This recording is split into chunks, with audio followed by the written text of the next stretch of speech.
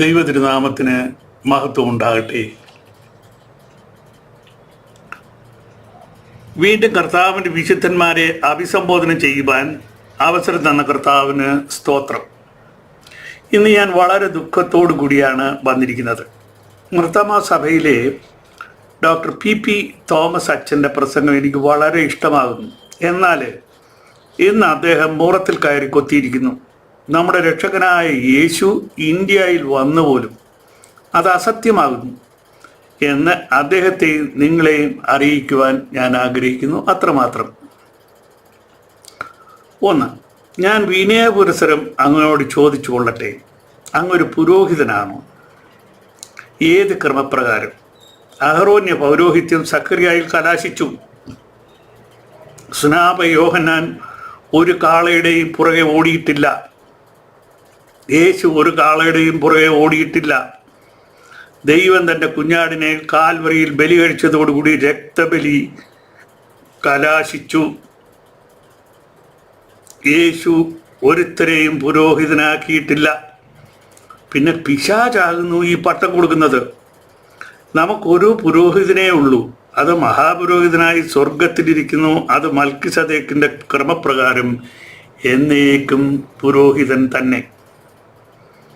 അദ്ദേഹത്തെ നമുക്ക് 24/7 ഉപയോഗിക്കാം. 2, യേശു പറഞ്ഞു, ഞാൻ എൻ്റെ സഭയെ പണിയും, പാതാള ഗോപുരങ്ങൾ അതിനെ ജയിക്കുകയില്ല. അങ്ങ് ധാരാളം സഭകളിൽ പ്രസംഗിച്ചു. അതിലൊന്നെങ്കിലും എൻ്റെ സഭയുണ്ടോ? പന്നിയിറച്ചിയും വൈനും കഴിച്ചിരിക്കുന്ന പാതാള ഗോപുരങ്ങൾ ജയിക്കുവാൻ ശ്രമിക്കുന്നവരെ നോവിക്കാതെ, ഇലയ്ക്കും മുള്ളിനും കേടില്ലാതെ, മാനസാന്തരത്തെ തൊടാതെ പ്രസംഗിച്ചാൽ യേശുവിന് ശിഷ്യന്മാരെ ഉണ്ടാക്കുവാൻ പറ്റുമോ? അങ്ങ് ഒരു കർത്തൃ ശിഷ്യനാകുന്നുവോ? മത്തായി 28:19-20. 3, യേശു പറഞ്ഞു, ഒരാട്ടിൻകൂട്ടവും ഒരു ഇടയനുമാകും. 45,000 സഭകളുണ്ട്. 45,000 ആട്ടിൻകൂട്ടവും അസംഖ്യം ഇടയന്മാരുമുണ്ട്.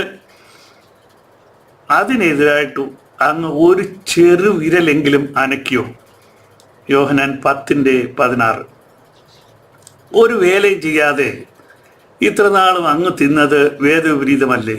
യേശു സുവിശേഷ വേല ചെയ്തു, ആശാരിപ്പണി ചെയ്ത് അമ്മയെയും തന്നെയും പോറ്റി. പൗലോസ് കൂടാരപ്പണി ചെയ്തു, താനും സഭയും തിന്നു. ഞാനും 83 വയസ്സുള്ളപ്പോൾ ഇപ്പോഴും സുവിശേഷ വേലയും ചെയ്യുന്നു. ഞാനും എൻ്റെ സഭയും അതിൽ നിന്നും ഉപജീവനം കഴിക്കുന്നു. വേലയെടുത്ത് തിന്നുന്നു. 1 രൂപ പോലും ആരോടും വാങ്ങിയിട്ടില്ല. ദൈവം എനിക്ക് ഇഷ്ടം പോലെ തരുന്നു. 2 തെസ്സലോനി 3:10 റെഫറൻസ്.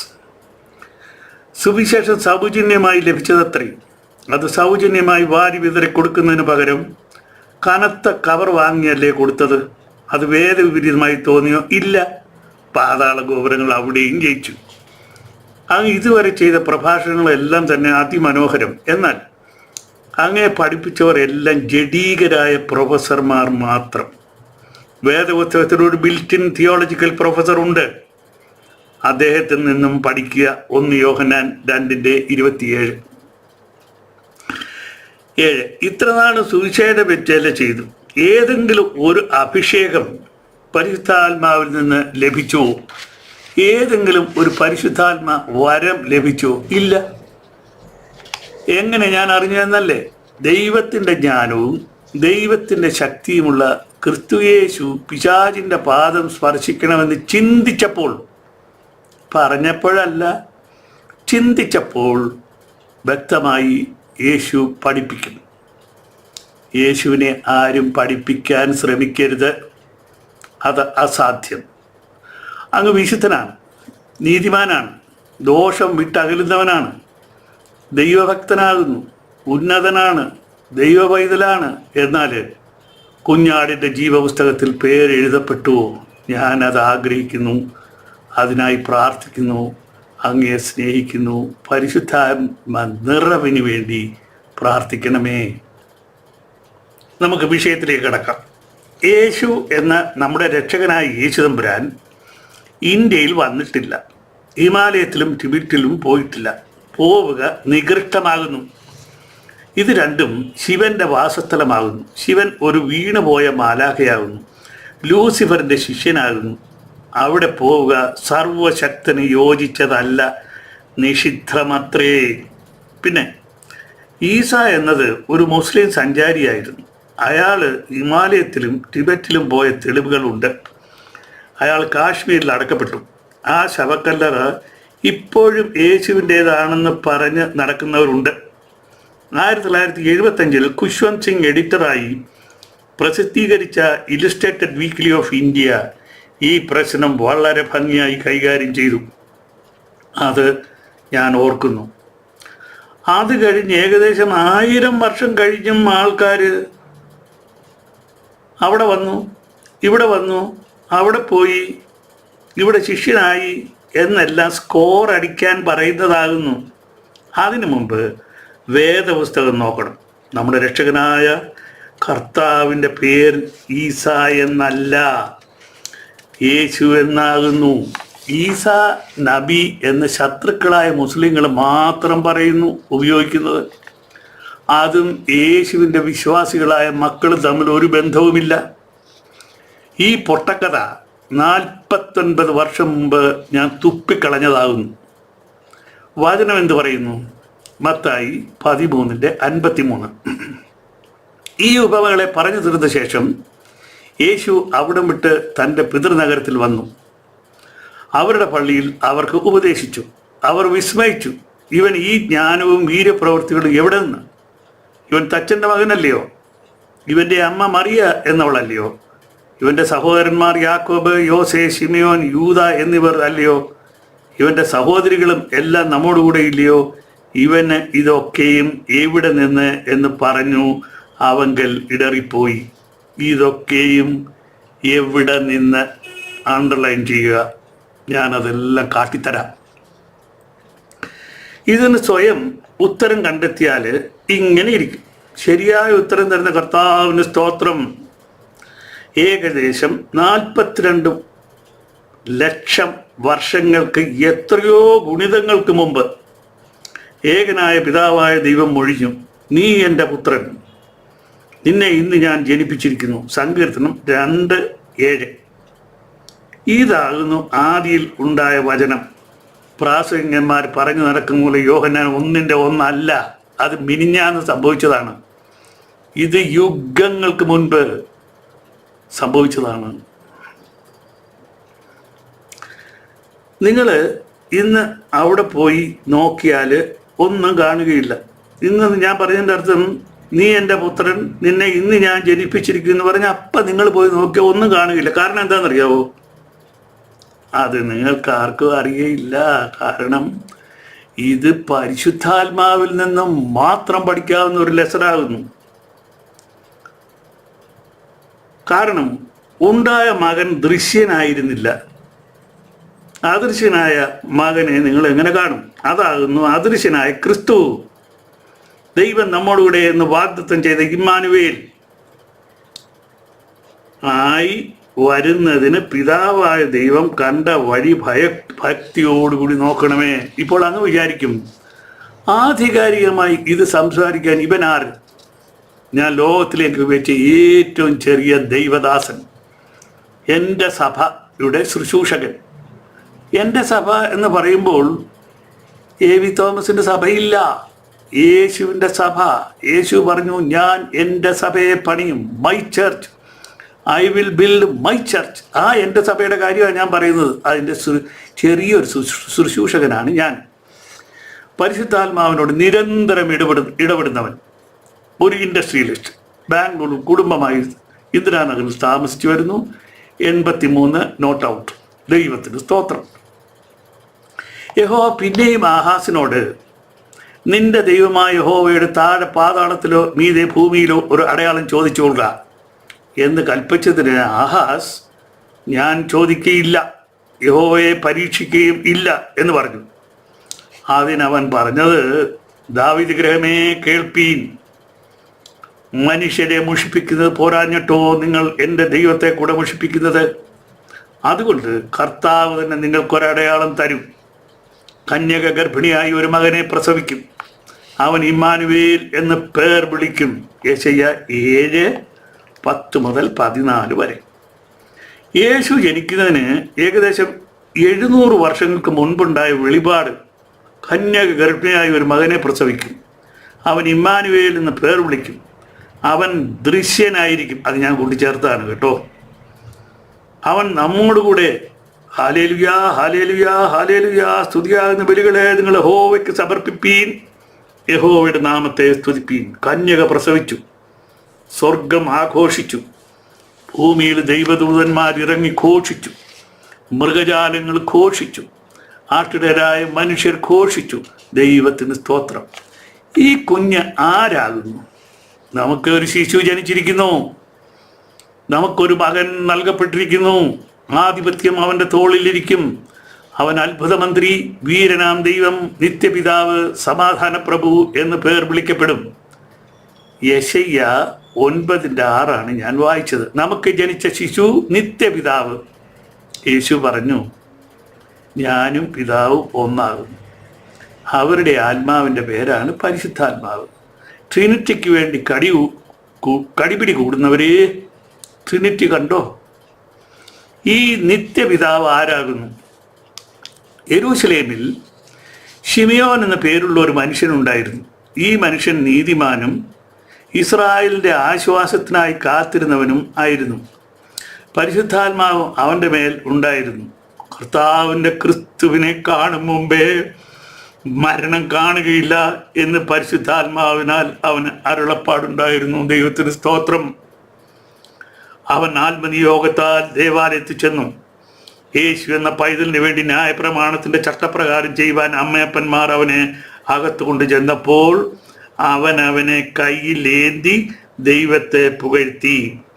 ഇപ്പോൾ നാഥ, തിരുവചനം പോലെ നീ അടിയനെ സമാധാനത്തോടെ വിട്ടയക്കുന്നു. ജാതികൾക്ക് വെളിപ്പെടുവാനുള്ള പ്രകാശവും നിന്റെ ജനമായ ഇസ്രായേലിൻ്റെ മഹത്വമായ സകല ജാതികളുടെയും മുമ്പിൽ ഒരുക്കിയിരിക്കുന്ന നിന്റെ രക്ഷയെ എൻ്റെ കണ്ണ് കണ്ടുവല്ലോ. ലൂക്കോസ് 2:25-27 വരെയാണ് ഞാൻ വായിച്ചത്. നമ്മൾ ശ്രദ്ധിക്കണമേ, ജാതികൾക്ക് വെളിപ്പെടുവാനുള്ള പ്രകാശവും, ഇവിടെ ജാതികൾ എന്ന് പറഞ്ഞ ആരാന്നറിയോ? നമുക്ക് വെളിപ്പെടാനുള്ള പ്രകാശം യേശു തമ്പുരാൻ. നിന്റെ ജനമായ ഇസ്രായേലിന്റെ മഹത്വമായി നീ സകല ജാതികളുടെയും മുമ്പിൽ ഒരുക്കിയിരിക്കുന്ന നിന്റെ രക്ഷയെ എൻ്റെ കണ്ണ് കണ്ടുവല്ലോ. അപ്പച്ചൻ, ശമൂവേൽ അപ്പച്ചൻ, ശിമയോൻ അപ്പച്ചൻ എത്ര വയസ്സുണ്ടെന്ന് ആർക്കും അറിയത്തില്ല. കാരണം കർത്താവിൻ്റെ ക്രിസ്തുവിനെ കാണുവോളം നീ മരിക്കയില്ല എന്ന് അവൻ ദൈവത്തിൻ്റെ അരുളപ്പാടുണ്ടായി. അവൻ കുറെ കാലമായിട്ട് ജീവിക്കുകയായിരുന്നു. ഇപ്പോൾ പറയാണ്, നാഥാ, തിരുവചനം പോലെ എന്നെ അങ്ങ് എടുത്തോ, എൻ്റെ കണ്ണ് കണ്ടല്ലോ. ആ ആളാണ് നമ്മുടെ കഥാപുരുഷൻ. അദ്ദേഹം ദൈവത്തിൻ്റെ ക്രിസ്തുവാണ്. ദൈവത്തിൻ്റെ ക്രിസ്തുവിനെ ആരെങ്കിലും പഠിപ്പിക്കണോ? പഠിപ്പിക്കണ്ട. നമുക്കത് കൂടുതലായിട്ട് കാണാം. ഈ പ്രകാശം ജാതിയായ ലാമയുടെ കാല് തൊട്ട് വന്നിക്കണമോ? ഇസ്രായേലിൻ്റെ മഹത്വമായവൻ ജാതിയായ ലാമയുടെ കാല് തൊട്ട് വന്നിക്കണമോ? ഒരു നാളുമില്ല. ഹിമാലയത്തിലും ടിബറ്റിലും പോകുവാൻ സാധ്യമല്ല. എന്നെ വേദശാസ്ത്രം അഭ്യസിപ്പിച്ചത് യൂണിവേഴ്സിറ്റി കടന്ന സുപ്രീം തിയോളജിക്കൽ പ്രൊഫസറായ പരിശുദ്ധാത്മാവാകുന്നു. വചനത്തിൽ നിന്നും മാത്രം ഉദ്ധരിക്കുവാനേ എനിക്ക് അവകാശമുള്ളൂ. ആരാകുന്നു കർത്താവിൻ്റെ ക്രിസ്തു? ഞങ്ങളോ ക്രൂശിക്കപ്പെട്ട ക്രിസ്തുവിനെ പ്രസംഗിക്കുന്നു. യഹൂദന്മാർക്ക് ഇടർച്ചയും ജാതികൾക്ക് ഭോഷത്വമെങ്കിലും യഹൂദന്മാരാകട്ടെ യവനന്മാരാകട്ടെ വിളിക്കപ്പെട്ട ഏവർക്കും ദൈവശക്തിയും ദൈവജ്ഞാനവുമായ ക്രിസ്തുവിനെ തന്നെ. 1 കോരി 1:24. ഈ യേശുക്കുഞ്ഞ് ആരാന്നറിയാമോ? വിളിക്കപ്പെട്ട ഏവർക്കും ദൈവശക്തിയും ദൈവജ്ഞാനവുമായ ക്രിസ്തുവിനെ നിങ്ങൾ ആശാമ്പള്ളിക്കൂടത്തിൽ കൊണ്ടുപോയി ഇരുത്തരുത്, അതിന് തുനിയരുത്. ലാമ ആശാമ്പള്ളിക്കുടവാ. ഇതാരാ? ദൈവത്തിൻ്റെ ജ്ഞാനവും ദൈവത്തിൻ്റെ ശക്തിയുമായ ക്രിസ്തു. കർത്താവിന് മഹത്വം ഉണ്ടാകട്ടെ.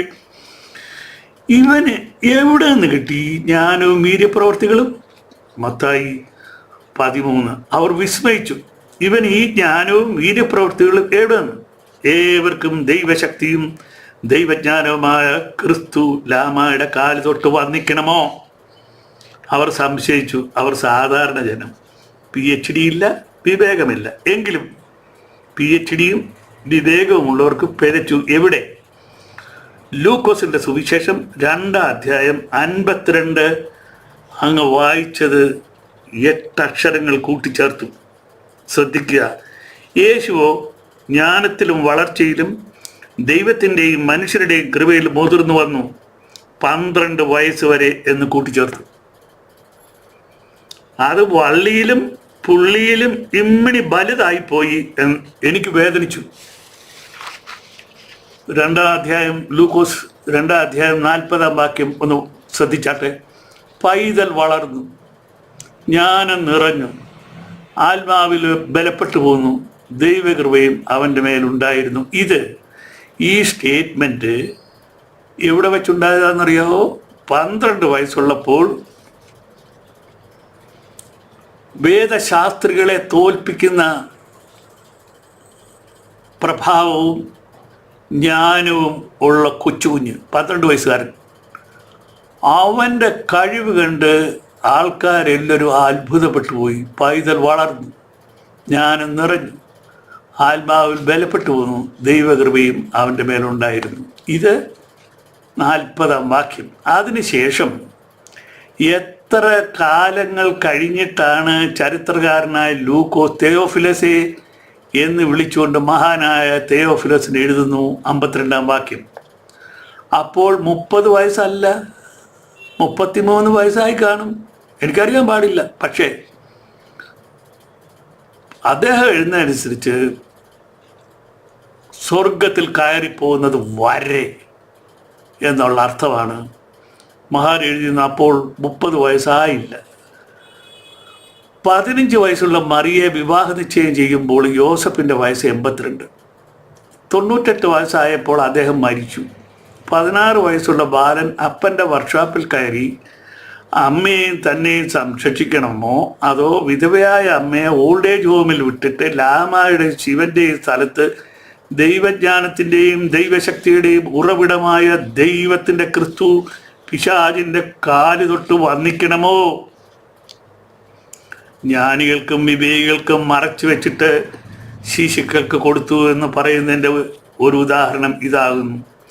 I praise you father, Lord of heaven and earth, because you have hidden these things from the wise and the learned and revealed them to little children. Matthew 11:25-26. യഹോവ ജ്ഞാനികളുടെ ജ്ഞാനം ഭോഷത്വം എന്നിരിക്കുന്നത് വിസ്മരിക്കരുത്. ഇവിടെ ഒരു വാക്ക് ഞാൻ പറഞ്ഞു കൊള്ളട്ടെ. ചില സഭകളിൽ ശിശുക്കൾക്ക് സ്നാനം കൊടുക്കുന്നത് അവർ കൊടുക്കാൻ പാടില്ല. എന്താണെന്നറിയോ? അവർക്കൊന്നും അറിയത്തില്ല, അവർക്ക് ഒന്നും ഗ്രഹിക്കാനുള്ള കഴിവില്ല.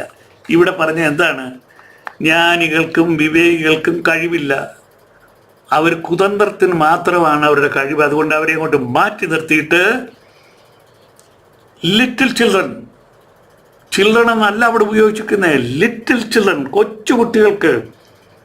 ഇതാണ് പൗലോസ് അപ്പോസ്തലനും പറഞ്ഞിരിക്കുന്നത്. ഇപ്പോൾ ജനിച്ച ശിശുക്കളെ പോലെ വചനമെന്ന മായമില്ലാത്ത പാൽ കുടിപ്പാൻ വാഞ്ചിപ്പീൻ. എനിക്കാണോ ഇപ്പോൾ ജനിച്ച കൊച്ചുകുഞ്ഞിനാണോ ഞാനും?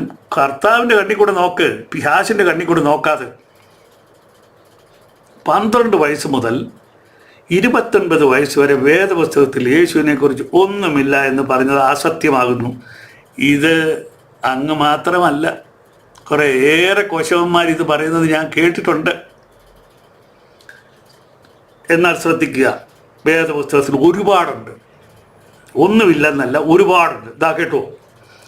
ശ്രീമാനായ തെയോഫിലസെ, ആദ്യം മുതൽ കണ്ട സാക്ഷികളും വചനത്തിൻ്റെ ശുശ്രൂഷകന്മാരുമായവർ നമ്മെ ഭരമേൽപ്പിച്ചതുപോലെ നമ്മുടെ ഇടയിൽ പൂർണ്ണമായി പ്രമാണിച്ചു വരുന്ന കാര്യങ്ങളെ വിവരിക്കുന്ന ഒരു ചരിത്രം ചമപ്പാൻ പലരും തുണിഞ്ഞിരിക്കൊണ്ട് നിനക്ക് ഉപദേശം ലഭിച്ചിരുന്ന വാർത്തയുടെ നിശ്ചയം നീ അറിയേണ്ടതിന് അത് ക്രമമായി എഴുതുന്നത് നന്നെന്ന് ആദ്യം മുതൽ സകലവും സൂക്ഷ്മമായി പരിശോധിച്ചിട്ട് എനിക്ക് തോന്നിയിരിക്കുന്നു.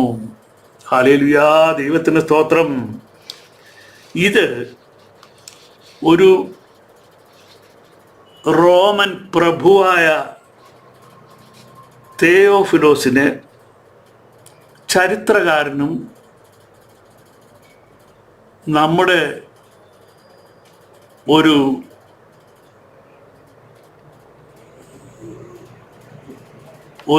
അപ്പോസ്തലനുമായ ലൂക്കോസ് തമ്മിൽ സംസാരിക്കുന്നതാണ്. നമ്മൾ പ്രമാണിച്ചു വരുന്ന കാര്യങ്ങളൊക്കെ വിവരിക്കുന്ന ഒരു ചരിത്രം ചമപ്പാൻ പലരും തുനിഞ്ഞതുകൊണ്ട് നിനക്കും ഉപദേശം ലഭിച്ചിരിക്കുന്ന വാർത്തയുടെ നിശ്ചയം നീ അറിയേണ്ടതിന്. നിനക്കെന്ന് വെച്ചാൽ ഈ റോമാക്കാരനും എഴുതിയ കൊള്ളാവുന്നുണ്ട്. അവന് കിട്ടിയ ഇൻഫർമേഷൻ്റെ വെളിച്ചത്തിൽ അവൻ എന്തൊക്കെയോ എഴുതി. നമ്മുടെ അത് ഇല്ല, അത് പോകട്ടെ. അത് ക്രമമായി എഴുതുന്നത് നന്ന ആദ്യം മുതൽ സകലവും സൂക്ഷ്മമായി പരിശോധിച്ചിട്ട് എനിക്കും തോന്നിയിരിക്കുന്നു. ആദ്യം മുതൽ എന്ന് ഈ ലൂക്കോസ് എഴുതിയിരിക്കുന്നതിൻ്റെ അർത്ഥം എന്താണെന്നറിയോ? കന്യകയോട് ഗബ്രിയേൽ ദൂതൻ വന്ന് പറഞ്ഞു അവിടെ കൊലയ്ക്ക് കാരണമായത് ചാകുന്നെങ്കിൽ ചാകട്ടെ, കർത്താവിൻ്റെ ഇഷ്ടം നടക്കട്ടെ എന്ന് പറഞ്ഞ അവൾ ശരി. അതാണ് ആദി. അത് കഴിഞ്ഞിട്ട് ആദ്യം മുതലെന്ന് പറഞ്ഞപ്പോൾ അതിനൊരു അവസാനമുണ്ടോ? അതേതാണ്? അവൻ സ്വർഗത്തിലേക്ക് പോയത്. ശ്രദ്ധിച്ച് കേട്ടാട്ട്. ആദ്യം മുതൽ സകലവും സൂക്ഷ്മമായി പരിശോധിച്ചിട്ട് എനിക്ക് തോന്നിയിരിക്കുന്നു. യേശുവിനെ കുറിച്ചുള്ള പൂർണ്ണമായ ഈ വാക്കുകൾ ഒന്ന് ശ്രദ്ധിക്കണം. പൂർണ്ണമായ ഒന്നാമത്തെ ചരിത്രം ആദ്യം മുതൽ സകലവും സൂക്ഷ്മമായി പരിശോധിച്ചിട്ട് എഴുതിയ ഒന്നാമത്തെ ചരിത്രമാണ് ലൂക്കോസിൻ്റെ സുവിശേഷം. ലൂക്കോസ് ഒരു സുവിശേഷകനാണ്. തെയോഫിലോസേ, ഞാൻ എഴുതിയ ഒന്നാമത്തെ ചരിത്രം യേശു തിരഞ്ഞെടുത്ത അപ്പോസ്തലന്മാർക്ക് പരിശുദ്ധാത്മാവിനാൽ കൽപ്പന കൊടുത്തിട്ട് ആരോഹണം ചെയ്ത നാൾ വരെ, ആദ്യം മുതൽ ആരോഹണം ചെയ്ത നാൾ വരെ അവൻ ചെയ്തതും ഉപദേശിച്ചതും തുടങ്ങിയ സകലത്തെയും കുറിച്ച് ആയിരുന്നുവല്ലോ. ഇത് രണ്ടാമത്തെ ചരിത്രം. ഹല്ലേലൂയ, ദൈവത്തിന് സ്തോത്രം. ഞാൻ വിഷമിച്ച് ദൈവത്തിൻ്റെ പരിശുദ്ധാത്മാവിൻ്റെ മുഖത്തേക്ക് നോക്കിയപ്പോൾ പറഞ്ഞു, എഴുതടാ, എഴുത്. അങ്ങനെ എഴുതിയതായത് കേട്ടോ. ആരോഹണം ചെയ്ത നാൾ വരെ, ആദ്യം മുതൽ ആരോഹണം ചെയ്ത നാൾ വരെ അവൻ ചെയ്തതും ഉപദേശിച്ചു തുടങ്ങിയ സകലത്തെയും കുറിച്ചായിരുന്നല്ലോ. ഇതാ രണ്ടാമത്തെ ചരിത്രം. പിന്നെ അവൻ അവരോടുകൂടെ ഇറങ്ങി നാസറേത്തിൽ വന്നു, അവർക്ക് കീഴടങ്ങിയിരുന്നു. ഈ കാര്യങ്ങളെല്ലാം അവൻ്റെ അമ്മ ഹൃദയത്തിൽ ഗ്രഹിച്ചു. സ്തോത്രം കർത്താവേ, സ്തോത്രം. 52-ാം വാക്യം ഞാൻ വീണ്ടും വായിക്കുകയാണ്. യേശുവോ ജ്ഞാനത്തിലും വളർച്ചയിലും ദൈവത്തിൻ്റെയും മനുഷ്യരുടെ കൃപയിലും മുതിർന്നു വന്നു. ഹല്ലേലൂയ, ദൈവത്തിന് സ്തോത്രം. മുതിർന്നു വന്നു എന്ന് പറഞ്ഞാൽ 33.5 വയസ്സ് വരെ മുതിർന്നു വന്നു. അതെൻ്റെ പോക്കറ്റിൽ നിന്നിട്ടതാ. മുതിർന്നു വന്നു. ഇത് മൂന്നാമത്തെയും അവസാനത്തെയും ചരിത്രം. ഇവ ക്രമമായി പൂർണ്ണമായി ലഭിച്ചിരിക്കുന്ന വാർത്തയുടെ നിശ്ചയം സൂക്ഷ്മമായി പരിശോധിച്ചിട്ട് എഴുതിയതാകുന്നു. ഹല്ലേലൂയ, ദൈവത്തിന് സ്തോത്രം. ചരിത്രകാരനായ ലൂക്കോസ് പൗലോസിൻ്റെ സ്നേഹിതനായിരുന്നു. ഇത് പോരായോ? യേശുവല്ല, ഈസായാണ് ഹിമാലയത്തിലും ടിബറ്റിലും പോയത്. എന്നിരിക്കെ അത് കൊണ്ടാകുന്നു സെൻറ് തോമസ് ഭാരതത്തിൽ വന്നതെന്ന് ഉറപ്പിച്ച് പറയാമെന്ന് പറഞ്ഞ് ഉറപ്പിക്കണ്ട. 70-ൽ കല്ലിന്മേൽ കല്ല് ശേഷിക്കാതെ യെരുശലേം ദേവാലയം തകർക്കപ്പെട്ടു. അത് യഹൂദൻ ഒരു യൂണിവേഴ്സൽ ഡിസ്പ്ലേസ്മെൻ്റ് ആയിരുന്നു. അവർ ലോകമൊട്ടക്ക് ചിതറിപ്പോയി. ദാവീദിനു മുമ്പ് തന്നെ വ്യാപാര ബന്ധമുള്ള ഇന്ത്യ അവരെ ആകർഷിച്ചു. സെൻറ് തോമസ് കൊടുങ്ങല്ലൂർ വരുമ്പോൾ പാലിയൂർ, കോട്ടയ്ക്കാവ്, കോക്കമംഗലം, പത്തനംതിട്ട, നിലയ്ക്കൽ, നിരണം, കൊല്ലം, തിരുവാങ്കോട്, മലയാറ്റൂര്, മൈലങ്കര, മൈലക്കൊമ്പ്, അരുവിത്തുറ എന്നിവിടങ്ങളിൽ വ്യാപാര സംബന്ധമായി വന്ന യഹൂദർ 1-2 കുടുംബമായി താമസിച്ചിരുന്നു. അതിൽ കൊല്ലത്ത് ഒരു സംഭവം എടുത്തു പറയേണ്ടതുണ്ട്. യഹൂദന്മാർ ഖരീദിയോൻ എന്ന പേരിൽ ഒരു നാടകം അവതരിപ്പിച്ചു. കൊല്ലത്ത് എബ്രായ ഭാഷയിൽ ഒരു നാടകം. ഒരു പക്ഷേ അതായിരിക്കാം ഇന്ത്യയിലെ, കേരളത്തിലെ ആദ്യത്തെ നാടകം.